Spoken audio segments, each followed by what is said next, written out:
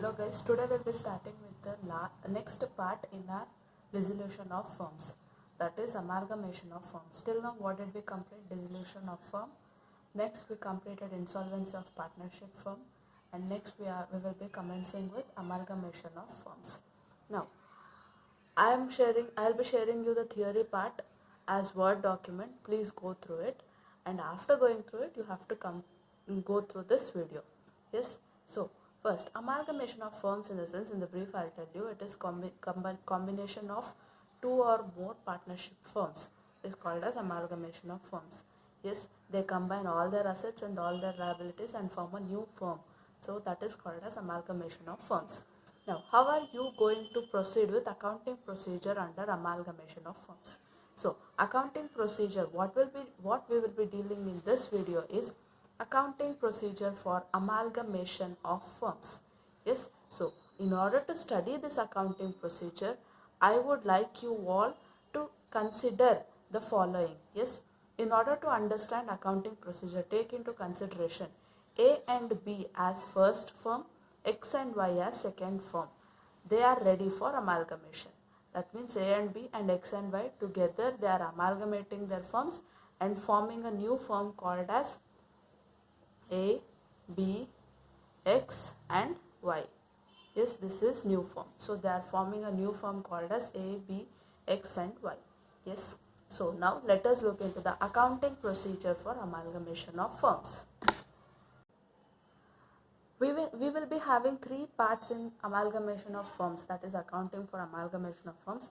First part is ledger accounts in the books of A and B firm. In the same way, you will be preparing ledger accounts in the books of X and Y firm, and last one is amalgamated balance sheet. So we have to go through these three procedures. First procedure, under ledger accounts in the books of A and B firm, first account what we have to prepare is revaluation account. Till previous problems we were preparing realization account. What is this realization account? You were selling assets and you were paying off liabilities. But here you are not selling any asset or you are not paying off any liability. You are finding out actual value of asset and actual value of liability. So you are revaluing the assets and liabilities of A and B firm. So now what will we do? So same account format, a particular amount. On the debit side, what you have to record? Decrease in the value of asset. If you have any decrease in the value of asset, for suppose, as per the books of A and B firm, the value of building was 10,000 rupees. But once they revalued it, it has decreased to 8,000 rupees. So there is 2,000 decrease in the value of asset. So you will be recording only 2,000 rupees but not 8,000 rupees. Yes. So difference amount or decreased value you will be recording here. Next, increase in the value of liability. What is the value increase in the liability? That you will be recording here. And next, on the debit side, to partners capital account. If you have any revaluation profit, you will be transferring to partners capital account. Next, on the credit side, opposite to debit side, you will be recording it on credit side. By increase in the value of asset, whatever is the value of increase, only that you should record. By decrease in the value of liability, whatever is the value of decrease, that you have to record. And revaluation loss you have to transfer to partners capital account. And with this you will complete your revaluation account. Next account is partners capital account. So next account what we will be preparing is partners capital account. Under partners capital account, first transfer the balances of partner, that is A and B. Next, if you have any goodwill, distribute it among the partners in their profit sharing ratio. Now, how are you going to record this goodwill?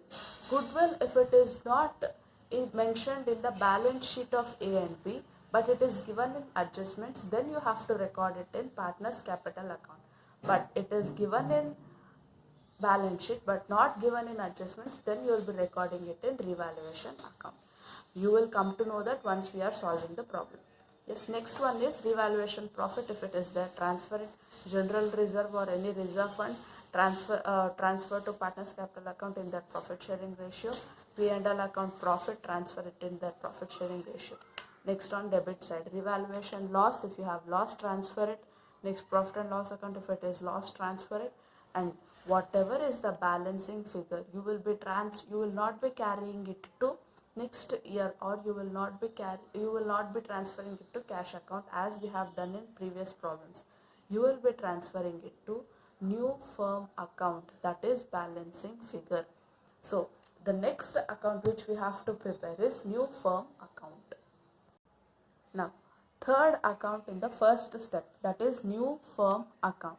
Here new firm account, you have to record on the debit side to all revalued assets of A and B firm. If the assets are revalued, recorded them as they have been revalued. If they are not revalued and the value is same as it is mentioned in the question, then you need not change the value, record the same value. That's all. So assets always show which balance? Debit balance. So you will be recording it on debit side. Next, credit side, liabilities always show credit balance. So you will be recording it on credit side. What you will record? All revalued liabilities of A and B firm. Along with the liabilities, you will be even recording partners' capital accounts. Yes, A and B. So with this, we completed our ledger accounts to be prepared under A and B firm. Yes, what are those three? First one is revaluation account, second one is partners' capital account, and third one is new firm account. Now second step or second heading, ledger accounts in the books of X and Y firm. Till now we completed in the books of A and B. Now we will be preparing in X and Y firm. Prepare revaluation account, partners capital account and new firm account as prepared in A and B firm. The same way we prepare in X and Y firm as per the data given according to X and Y firm. That's all. There will be no changes in the format. Only the values will change and the items will change as per the data given for X and Y firm. So these three common accounts, that is revaluation account, partners capital account and new firm account, you will be preparing it for both the firms. So these three accounts are common under the ledger accounts in the books of X and Y or ledger accounts in the books of A and B. So last part what we have to go is amalgamated balance sheet of new firm, that is third part. So the last part what we have to prepare is amalgamated balance sheet of new firm as on if the date is given. What are you going to record here? Liabilities side, what will you record? All the liabilities recorded in new firm account on the credit side in the books of A and B as well as in the books of X and Y firm. So all the liabilities, you have to combine the liabilities, revalued values of liabilities of A and B as well as X and Y, and then record it in balance sheet of new firm, amalgamated balance sheet of new firm. Next, all partners, that is A, B, X and Y capital account balances, that you have to record it here.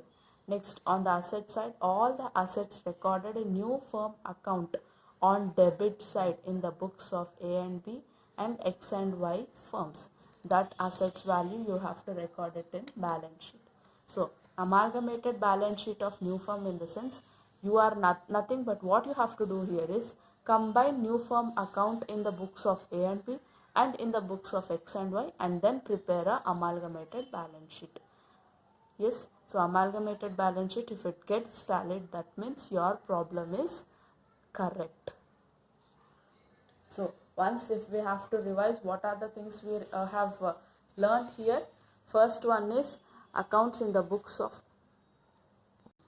So what are the things we have learned here is, first one is accounts in the books of A and B firm, that is first firm. What are the accounts you have to prepare? Revaluation account, partners capital account and new firm account, three accounts. And next, the same thing you have to repeat, but it is for second amalgamating firm, that is X and Y firm as per our example.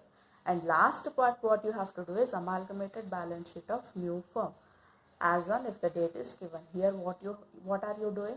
You are combining new firm account in A and B firm, new firm account in A and B firm accounts and new firm account in X and Y firm accounts and then preparing an amalgamated balance sheet. So these three procedures you have to follow at the time of accounting procedure for amalgamation of firms.